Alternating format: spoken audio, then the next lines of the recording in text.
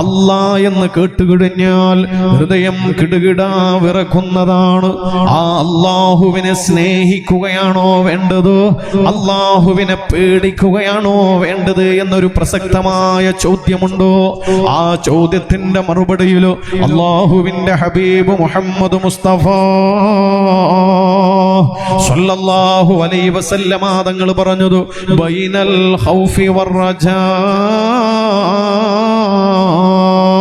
പേടിയുടെയും പ്രതീക്ഷയുടെയും ഇടയിലായിരിക്കണം മുസൽമാന്റെ ജീവിതമെന്നോ. ഏതാണ് ഈ പേടി, ഏതാണ് ഈ പ്രതീക്ഷ?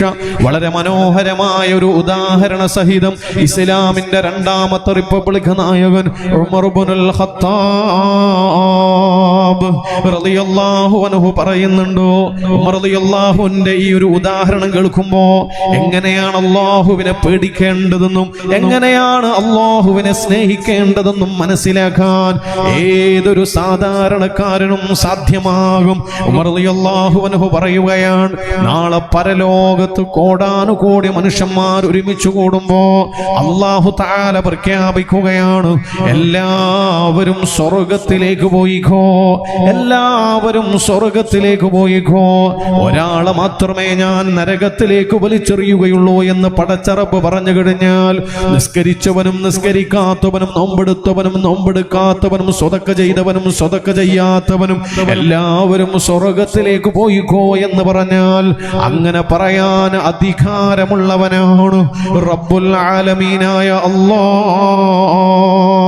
ആ അല്ലാഹു എങ്ങാനും പരലോകത്ത് വെച്ച് അങ്ങനെ പറഞ്ഞു കഴിഞ്ഞാൽ ഉമർ റളിയല്ലാഹു അൻഹു പറയുകയാണ്, എനിക്ക് പേടിയാകുന്നു, എനിക്ക് പേടിയാകുന്നു. കാരണം എല്ലാവരും സ്വർഗത്തിലേക്ക് പോകുമ്പോ ആ നരകത്തിലേക്ക് പോകുന്ന ഒരാൾ അത് ഞാനായി പോവോ? ഇതാണ് എന്റെ പേടി, ഇതാണ് എന്റെ റബ്ബിനെ കുറിച്ചുള്ള എന്റെ പേടി. ഇനി അതേ ഉമർ റളിയല്ലാഹു അൻഹു പറയുകയാണ്, ആ പരലോകത്ത് വെച്ച് പടച്ച റബ്ബ് പറയുകയാണ്, എല്ലാവരെയും ഞാൻ നരകത്തിലേക്ക് വലിച്ചെറിയാൻ വേണ്ടി പോവുകയാണ്. നിസ്കരിച്ചവനെന്നോ നിസ്കരിക്കാത്തവനെന്നോ താരതമ്യമില്ല, എല്ലാവരെയും കത്തിയാളുന്ന നരകത്തിന്റെ അഗ്നിസ്ഫുലിംഗങ്ങളിലേക്ക് വലിച്ചെറിയപ്പെടുകയാണെന്ന് പടച്ച റബ്ബ് പറഞ്ഞു കഴിഞ്ഞാൽ അതിനും അധികാരമുള്ളവനാണ് റബ്ബുൽ ആലമീനായ അല്ലാഹ്. അങ്ങനെയെങ്ങാനും പടച്ച റബ്ബ് തീരുമാനിച്ചു കഴിഞ്ഞാൽ എനിക്കൊരു പ്രതീക്ഷയുണ്ടോ, എനിക്കൊരു പ്രതീക്ഷയുണ്ടോ? എല്ലാവരും നരകത്തിലേക്ക് പോകുമ്പോ ആ സ്വർഗത്തിലേക്ക് പോകുന്ന ഒരാള് അത് ഞാനാണെങ്കിലോ, അത് ഞാനാണെങ്കിലോ, അതാണ് എനിക്കെന്റെ റബ്ബിനെ കുറിച്ചുള്ള ചിന്ത എന്ന് മഹാനായ ഉമർ ഇബ്നുൽ ഖത്താബ് റളിയല്ലാഹു അൻഹു പറയുകയാണ്. ഈ ഇരിക്കുന്ന സഹോദര സഹോദരിമാര് നമുക്കും റബ്ബിനെ കുറിച്ചുള്ള ചിന്ത അങ്ങനെ ആയിരിക്കണം. അനാ ഇൻദ ളന്നി അബ്ദി ബി ഫൽയളുന്ന ഖൈറം ബി. എന്റെ അടിമ എന്നെ കുറിച്ച് എന്താണോ ഭാവിക്കുന്നതെങ്കിലോ, എന്താണോ എന്നെ കുറിച്ച് കരുതുന്നതെങ്കിലോ, അല്ലാഹുവിനെ കുറിച്ചൊരു അടിമയുടെ വിചാരപ്പെടലുകൾ എന്തൊക്കെയാണോ ഞാൻ അവന്റെ മുന്നിൽ അങ്ങനെ തന്നെയാകുമെന്ന് അല്ലാഹ്. അഥവാ നമ്മൾ പടച്ച റബ്ബിനോട് ദുആ ചെയ്യുമ്പോ എന്റെ ദുആ അല്ലാഹു സ്വീകരിക്കുമെന്ന ചിന്തയോടെ ദുആ ചെയ്യണം. അല്ലാഹു കാരുണ്യവാനാണ്, അല്ലാഹു കരുണയുള്ളവനാണ്.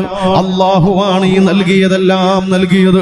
കാണാനുള്ള കണ്ണും കേൾക്കാനുള്ള കാതും സംസാരിക്കാനുള്ള നാവും എല്ലാം നൽകിയവൻ അല്ലാഹുവാണ്. ഈ സുഖ സൗകര്യങ്ങൾ എത്രയും തന്നത് റബ്ബാണ്. ഉമ്മാന്റെ ഗർഭപാത്രത്തിൽ നിന്ന് അരയിൽ ഒരു ചരട് പോലും ഇല്ലാതെ ഭൂമുഖത്തേക്ക് പിറന്നു വീണവരാണ് നമ്മളെങ്കിലും ഇന്നീ കാണുന്ന സകലമാന സൗകര്യങ്ങളും തന്നതാരാണ്? അഖിലാണ്ട മണ്ഡലങ്ങളുടെ അധിപനായ ജല്ല ജലാലായ റബ്ബുൽ ആലമീനായ അല്ലാഹ്. ആ അല്ലാഹുവിൽ അടിയുറച്ചു വിശ്വസിക്കുക, അല്ലാഹുവിനെ കുറിച്ച് നല്ലതു മാത്രം ചിന്തിക്കുക. അല്ലാഹുവിനെ കുറിച്ചുള്ള നേരിയ നന്മയുടെ ചിന്ത നിന്റെ മനസ്സിലുണ്ടെങ്കിലോ അതും മതിയാകും നിന്റെ പാപങ്ങളെല്ലാം പുറത്തു തരാൻ.